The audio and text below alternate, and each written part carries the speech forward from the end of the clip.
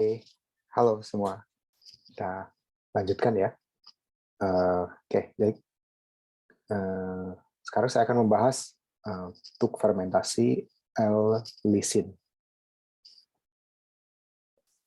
Untuk fermentasi fermentasi lisin itu masih juga mikroorganisme yang utama itu adalah Corynebacterium glutamicum. Dan ini dikembangkan di tahun 1958 oleh Kyowa Hakko Kogyo, KOLTD ya sekarang ini namanya, Kyowa Hakko Bio, dan merupakan fermentasi asam amino terbesar kedua setelah atau yang tertua kedua setelah glutamat. Jadi yang pertama tadi kan glutamat, nah kemudian setelah glutamat itu adalah fermentasi untuk produksi lisin. Di fermentasi lisin ini nanti akan dijelaskan juga bahwa fermentasi lisin ini cukup kompleks sehingga waktu itu tidak mudah ya untuk bisa artinya mengembangkan fermentasinya ini. Jadi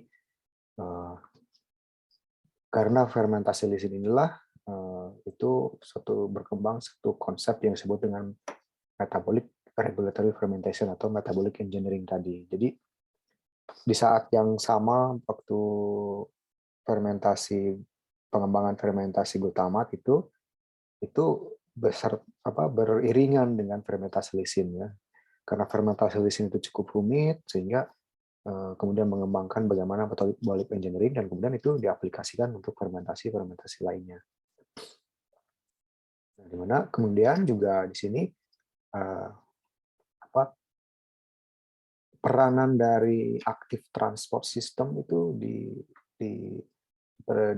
ditunjukkan waktu penelitian untuk fermentasi lisin ini. Jadi seperti tadi bahwa asam amino itu seperti tadi yang di glutamat itu ya, itu untuk bisa keluar dari sel itu tidak keluar begitu saja, tapi memang ada transport system itu biasanya protein ya, protein yang merupakan channel untuk dia bisa keluar itu juga di apa namanya, dan itu sifatnya aktif gitu. Nah itu juga ditemukan karena riset dari fermentasi lisin ini. Kemudian lebih jauh lagi aplikasi genomik itu juga diterapkan pertama kali untuk fermentasi lisin ini ya. Oke. Nah, tadi dari segi usia juga kedua setelah glutamat ya. Jadi kemudian dari segi nilai komersial juga itu kedua setelah glutamat itu. Nah, biasanya paling utama adalah sebagai aditif untuk pakan, untuk memicu pertumbuhan ya dari hewan.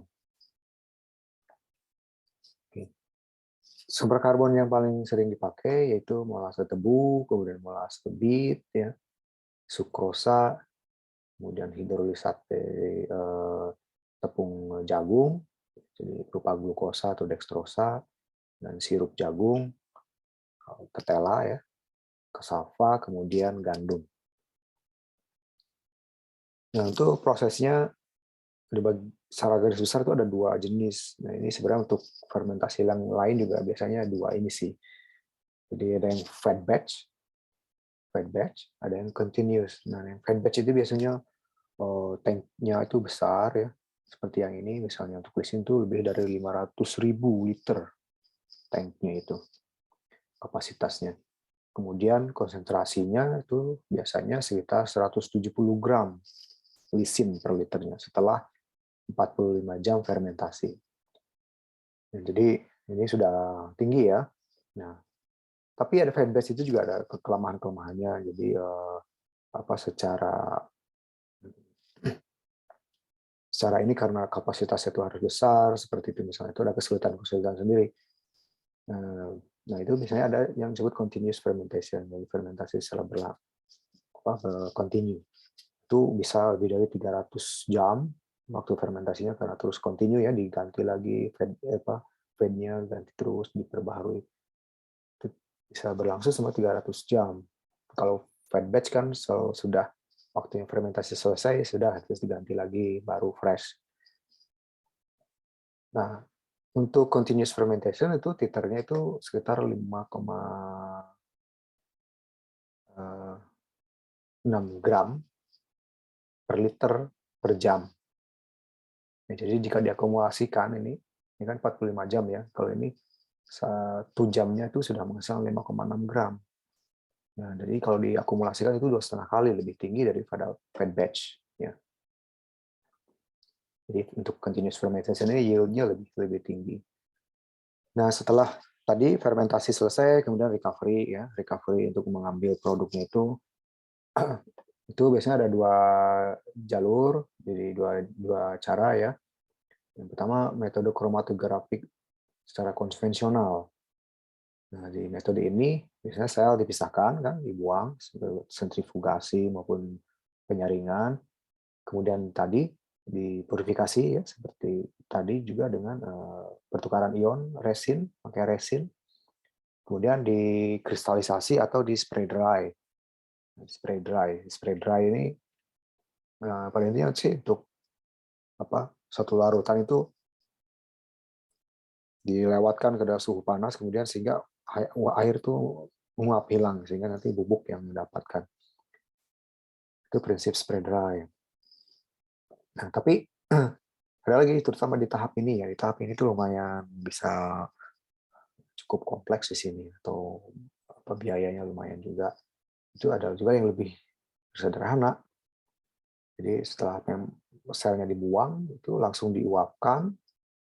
Nah, jadi si filtratnya itu langsung diuapkan kemudian di spray dry. Itu yang lebih sederhana ya. Jadi biayanya juga lebih murah jadinya gitu dan lebih simpel ya. Tuh. Oke, nah untuk jalur biosintesisnya ini seperti tadi saya ungkapkan itu lumayan kompleks ya. Jadi pada intinya ini singkatan-singkatan yang ada di sini ya. Ininya ada di sini keterangannya.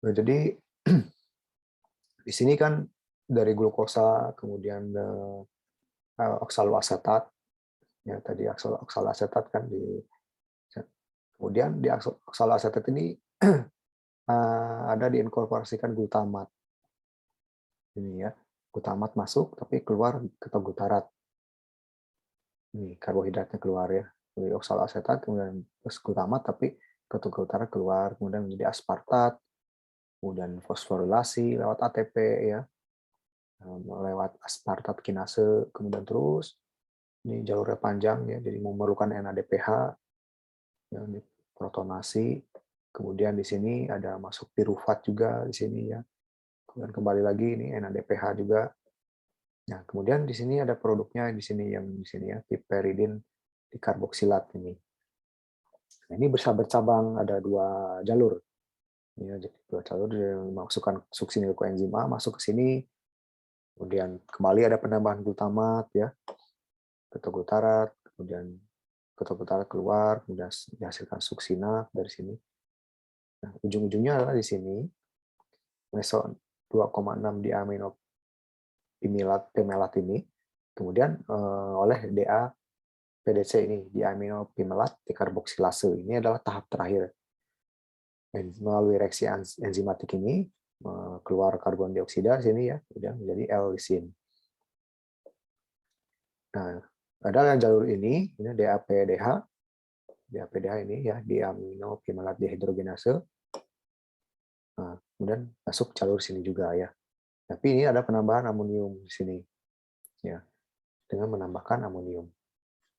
Kalau ini tidak ada. Nah ini karena jalurnya panjang seperti ini, ya jalurnya panjang seperti ini, sehingga pada kenyataannya itu proses fermentasinya itu tidak mudah karena untuk mengontrolnya itu misalnya di bagian mana yang kritikal misalnya, dan bagian mana yang harus diturunkan aktivitasnya, bagian mana yang harus ditingkatkan aktivitasnya gitu. Kemudian intermediate ini ada tidak yang memanfaatkan, yang bisa bersaing reaksinya dengan ini misalnya seperti itu tentunya perlu penelitian panjang ya untuk seperti ini sehingga makanya sampai ada metabolic engineering ya kemudian genomik juga gitu seperti itu. Ini kira-kira seperti ini bisa beda-beda ya ininya proses ininya. Jadi biasanya sih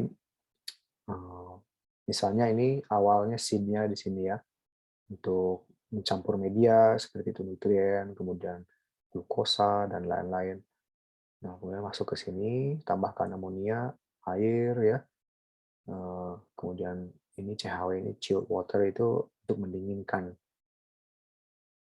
fermenternya ya di sini. Nah, jadi ini fermenter utamanya di sini. Kemudian fermentasi kan. Nah, setelah fermentasi ini masuk ketiga, ini masuk ke buffer. Ya, pH-nya di-adjust seperti itu. Kemudian masuk ke filtrasi. Kemudian ini kan ada yang kebuang, jadi yang solidnya sebagai limbah ya. Kemudian ini yang nomor 5 ini adalah tadi purifikasi untuk pertukaran ion. Nah, dari pertukaran ion itu kan ada efluen juga, jadi yang kotor-kotornya terbuang juga seperti itu. Nah, kemudian masuk ke ini evaporator diuapkan ya untuk pengeringannya. Kemudian masuk ke apa namanya ini tambahkan HCl karena untuk biasanya untuk apa untuk supaya stabil penggaraman itu tambahkan HCl. Kemudian pengkristalan dikristalkan di sini ya. Kemudian di filter, kemudian dikeringkan, di dry. Ya. Kemudian produknya itu L-lisin HCl. Di situ seperti itu ya.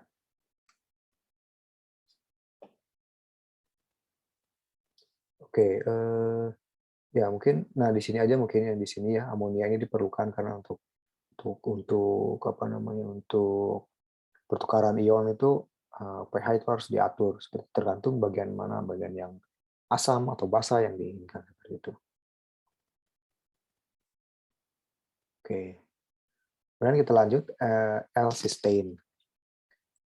Nah, L-cysteine ini agak sedikit berbeda dengan yang lain dalam hal bahwa yang untuk L-cysteine itu produksinya itu mayoritas masih diproduksi secara hidrolisis dari protein. Seperti yang tadi saya jelaskan ya, jadi protein sebelumnya itu di sesi yang sebelumnya bahwa asam amino itu bisa didapatkan dengan hidrolisis atau digest protein, kemudian keluar kan asam aminonya. Nah, itu untuk L-cysteine itu masih cara seperti itu yang masih dominan. Tapi untuk akhir-akhir ini sih sudah mulai untuk fermentasi itu dikembangkan ya, seperti itu. Nah, resisten ini merupakan asam amino yang mengandung sulfur yang paling penting karena merupakan satu-satunya sumber yang bisa mensuplai sulfur terreduksi ke dalam sel.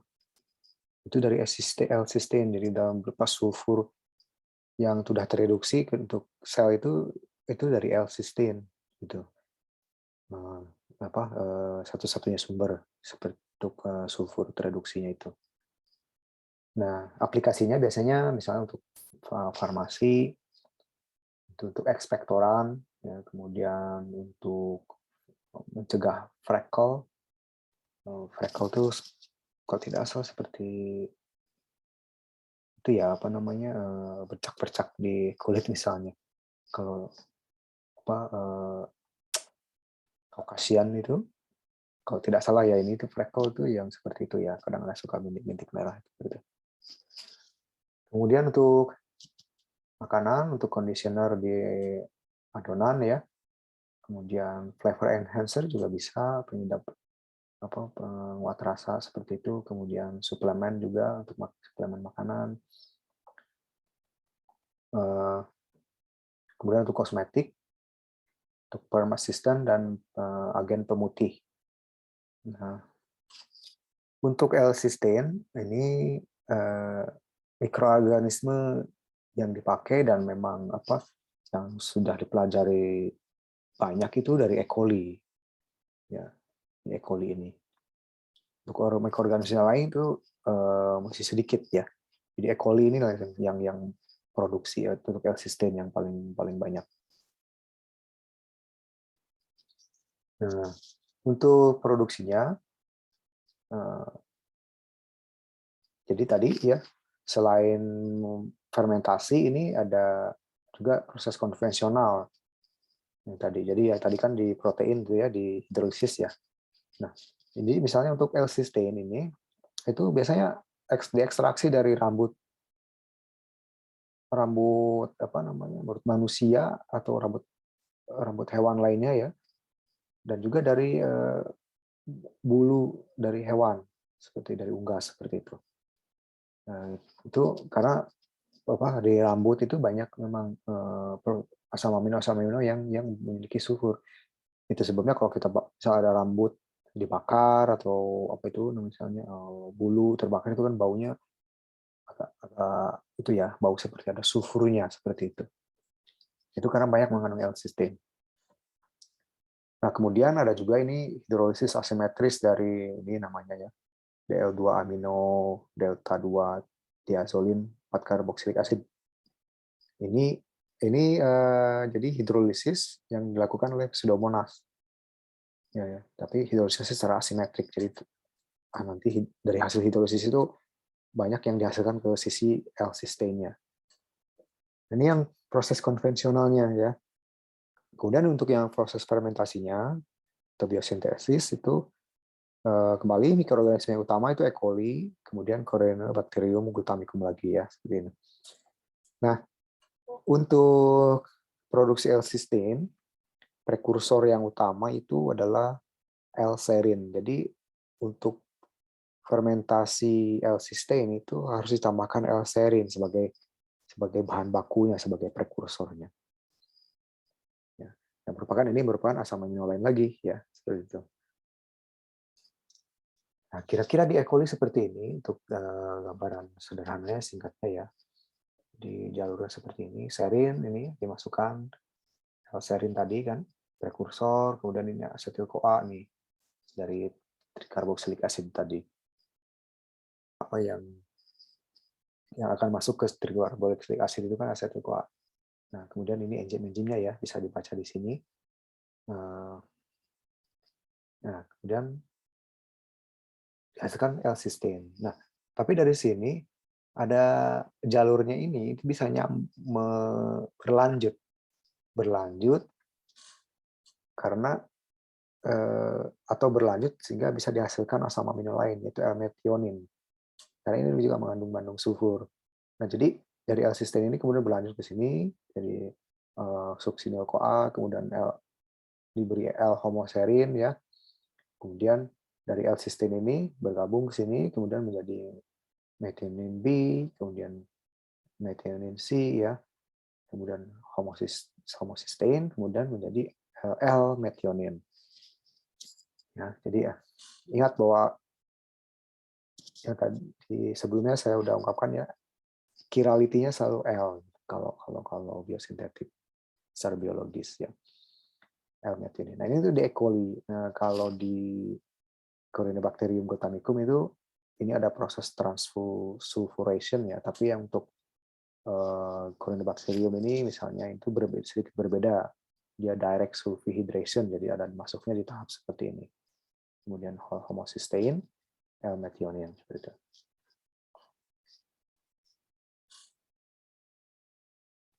Oke, ya, jadi L-serin ini yang paling penting ya sebagai prekursornya. Nah, kemudian kembali, nah ini rational design-nya. Nah, ini juga memang di sini sedikit rumit ya ininya, tapi bisa dilihat saja misalnya bahwa serin, asetil-CoA masuk, ya OAS ini O-asetil L-serin, kemudian jadi cysteine produk akhir. Nah, cysteine ini bisa feedback loop kembali ke sini untuk ngeblokir, menurunkan aktivitas di sini. Jadi kalau cysteine-nya ini menumpuk, dia bisa berbalik kemudian menghambat prosesnya feedback loop. Jadi untuk menyetop, misalnya oh ini sudah terlalu banyak ya, sehingga secara ini ada regulasi balik lagi untuk memblokir di sini sehingga tidak dibentuk lebih banyak lagi. Itu udah regulasi normal di sel normal. Nah, tapi kan kembali ini rational design, jadi untuk meningkatkan produksi ini feedback loop-nya ini ya diputus gitu. Sehingga tidak ada feedback loop. Jadi produksinya terus-menerus seperti itu. Tidak ada feedback loop ya. Nah, kemudian di sel juga sistemnya ini kan bisa didegradasi. Ya, jadi piruvat, amonia, kemudian hidrogen sulfida seperti ini. Ini prosesnya seperti ini ya, enzim-enzim berbeda. Nah, ini juga dilemahkan di sini ya, sehingga sistemnya itu tidak terdegradasi. Nah, kemudian balik transportnya juga di-enhance, artinya ditingkatkan ya untuk sampai bisa keluar dari selnya itu juga dimodifikasi juga itu seperti sehingga transport keluar selnya itu lebih banyak, lebih mudah. Oke, ini kan ini karena gram negatif ya, ini kan seperti ini membran luar, membran dalam, ini membran periplasma disebutnya untuk gram negatif ini ada membran periplasma. Itu biasanya sekresi senyawa tertentu itu sulit jika ada yang periplasma sehingga dimodifikasi di sini. Ini adalah gen-gen yang dimodifikasinya ya. Nah, ini kalian bisa cari informasi lebih lanjut misalnya jika ingin tahu lebih lanjut. Oke, jadi rational design-nya itu ada 3 di sini yang utama ya. Feedback loop-nya dihambat, kemudian degradasinya juga dihambat, kemudian transportnya ditingkatkan. Kemudian tadi dulu yang sebelumnya ya, yang utamat kan rational design-nya lain lagi, kemudian yang lisin, rational design-nya lain lagi. Ini penting untuk fermentasinya ini rational design ini. Oke, ini yang terakhir ya, ini tidak banyak sih. Jadi asam amino itu juga ada juga yang asam amino yang aromatik. Aromatik. Untuk asam amino aromatik seperti contohnya misalnya fenilalanin, tirosin. Itu asam amino aromatik. Ini prosesnya juga asam amino aromatik itu panjang ya karena untuk membuat cincin aromatik itu memerlukan tahap yang panjang dan juga energi yang besar. Seperti fenilalanin, tirptofan seperti itu ya. Nah, itu biasanya lewat jalur Shikimate namanya, atau Shikimate pathway atau Shikimic acid ya. Nah, di sini biasanya ada 7 tahapan di sini. Jadi ini nanti biosintesisnya itu hasilnya adalah folat dan juga asam amino aromatik. Seperti triptofan, fenilalanin, tirosin seperti itu ya. Nah, di sini ujungnya adalah akhirnya di sini korismat produknya ini. Korismat. Nah, korismat ini prekursor dari untuk biosintetik asam amino aromatik. Jadi masih panjang lagi dari sini ya. Ini baru prekursornya di sini. Seperti itu. Nanti ada tergantung asam aminonya yang mana gitu. Jadi tapi prekursornya itu biasanya lewat Shikimate pathway ini yang dihasilkan nanti korismat ya. Korismat. Nah, kemudian korismat ini sebagai prekursor untuk produksi asam amino yang aromatik. Seperti itu. Ya, itu saja materi untuk fermentasi asam amino ya. Ya nanti jika misalnya ada yang belum jelas atau bagaimana ya bisa diposting di forum misalnya seperti itu ya. Oke, jadi itu saja materinya untuk kali ini. Selamat siang semuanya.